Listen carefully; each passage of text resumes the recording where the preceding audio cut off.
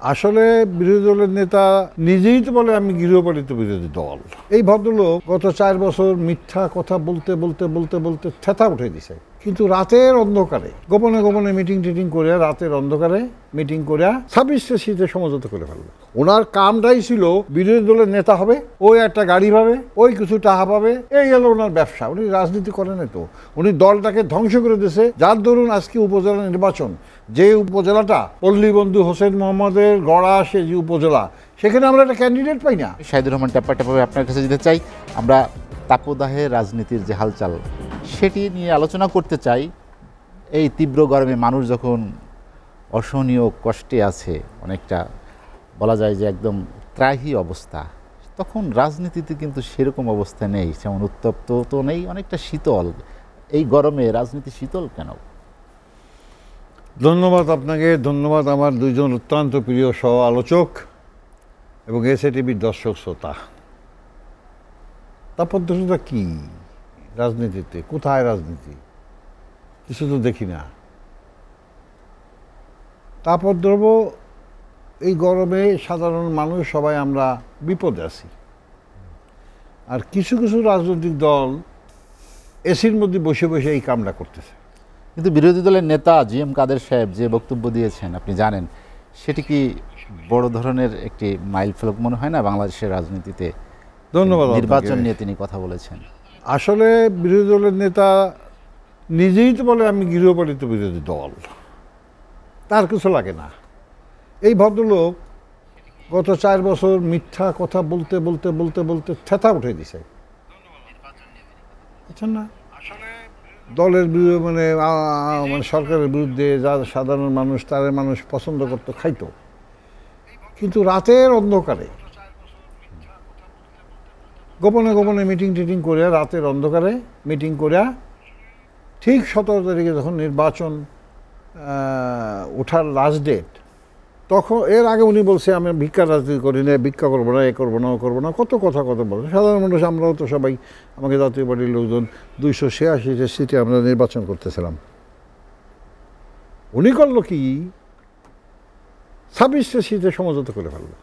তিনি একটি ব্যাখ্যাও দিয়েছেন দীর্ঘ সময় কেন তিনি নির্বাচনে গিয়েছেন। He was not a political leader. He was only service holder. উনি নাটবল্টু ইঞ্জিনিয়ার সাহেব ছিলেন, মানে বাংলাদেশ ইঞ্জিনিয়ারিং ইনস্টিটিউট থেকে। আমি বহুবার বলছি রাজনীতিবিদদের কাছে রাজনীতি থাকতে হবে। আপনার ইঞ্জিনিয়ার যে নাটবল্টু ইলেকট্রিক এগুলি করবে তাকে তো রাজনীতি হয় না। রাজনীতি অন্য জিনিস, রাজনীতি ময়দানটা ভিন্ন জিনিস। এখন উনি কি বললো সেটা কথা না। উনি ইদানিং আবার এই যে মুখ জুলে জুলে সুন্দর সুন্দর করে মিথ্যে কথা বলতেছে, এটা কোন ধরনের কথা?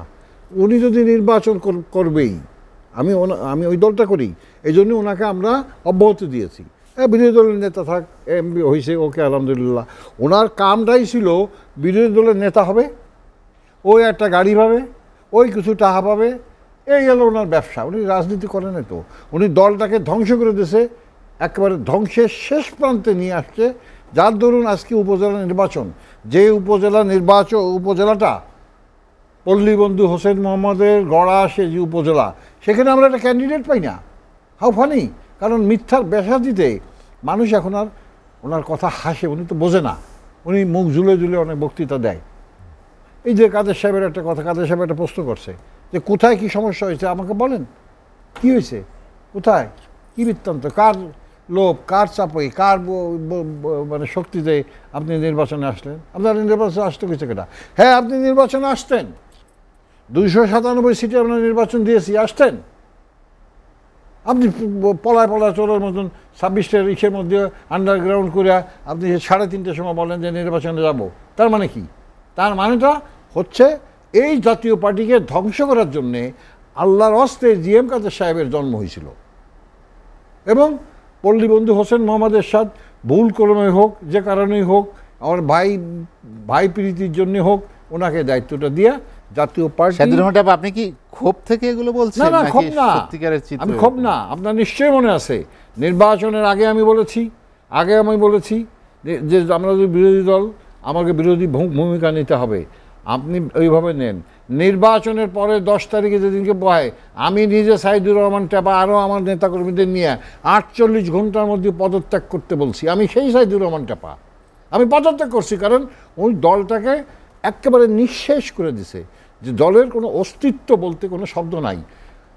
আমাদের এর আগে বর্ধিত সভায় 58 জন বক্তৃতা করছে, তার মধ্যে একজন মাত্র ওনার পক্ষে বলছিল, আর তারে মাঠ মানে স্টেজে নামায় ফেলছে। গতকালকে 27 তারিখে আপনি বলেন কি রাজনীতিবিদ, 27 তারিখে উনি এয়ার কন্ডিশন রুমের মধ্যে বক্তৃতা করছে। আর আমরা রওশনের সাথে যে আমাদের দলের চেয়ারম্যান আমরা বানাইছি, রওশনের ওনাকে অব্যাহতি দেওয়ার পরে আমরা রাস্তায় রাস্তায় পানি খাওয়াচ্ছি, সেলাইন অর্ডার দিচ্ছি, মানুষের পাশে দাঁড়াচ্ছি। রাজনীতি মানে হচ্ছে সাধারণ মানুষের পাশে দাঁড়া। আর উনি সুন্দর করে কোটটাই পরে গরমের মধ্যে এসির মধ্যে বক্তৃতা করছে। It is not politics. এই পলিটিক্স থেকে দূরে থাকার জন্যে এখন আমি যেটা চিন্তা করতেছি, যে অবস্থা সৃষ্টি হয়েছে জাতীয় পার্টির, এই মেনন ভাই বিশাল নেতা, নামের আগে বিশেষণ কত কিছু আছে, ভুস করে নৌকে উঠে যায়। 2বার ঢাকা 8-এ ছিল, ওটাই নৌকে উঠছে। এরপরে আবার বরিশাল 3-এ গেছে, ওখানতে আবার ধাক্কা দিয়ে দিছে 2-তে, ইনুবাই দিছে। এখন আমরা চিন্তা করতেছি যে জাতীয় পার্টি আবার এই কাদের সাহেব ইয়ে থাকলে আবার নৌকে উঠে যাবে, লাঙ্গল আর থাকবে না, এই পরিকল্পনা ওনার আছে। এটা হলো আমার এবং আমাদের তৃণমূল নেতাকর্মীদের ধারণা। আমরা সেই জন্যে ওনাকে জাতীয় পার্টির চেয়ারম্যান হিসেবে আমাদের দলের চেয়ারম্যান তাকে অব্যাহতি দিয়েছে। আমরা 9 তারিখে একটা সম্মেলন করেছি, দর্শনেশকে সভাপতি নিয়ে আমরা একটা সম্মেলন করেছি। আমরা জাতীয় পার্টিকে এক করতে চাই, যেহেতু উনি এমপি হয়েছেন লাঙ্গলেতে, আমরা চাই উনি বিরোধী দলে থাকুক, ওইভাবে করুক। এখন বিরোধী দলে থাকিয়া পার্লামেন্টে যায় যদি বলে ভদ্রলোক যে আমরা গৃহপালিত বিরোধী দল, তাহলে আপনার কাছে কেন আসবে? কি কারণে আসবে? মানুষ আসবে আপনাকে দেখে, আপনার কথা শুনে। আপনি গৃহপালিত বিরোধী দল, ওইখানে যায় মিথ্যে কথা কইবেন, এগুলো তো চলবে না। আমি আপনার কাছে আবার আসবো, বন্ধ করতে হবে। আর আমি আগে বহুবার আপনার এই টকশোতে বহুবার বলেছি, রাজনীতিবিদদের কাছে রাজনীতি থাকতে হবে, কোনো নাট বল্টু ইঞ্জিনিয়ারের কাছে নাট বল্টু থাকলে রাজনীতি। ওয়ালটন ফ্রিজ কিনে অনেকের মতো আপনিও হয়ে যেতে পারেন মিলেনিয়াল। সেরা পণ্যের সেরা অফার।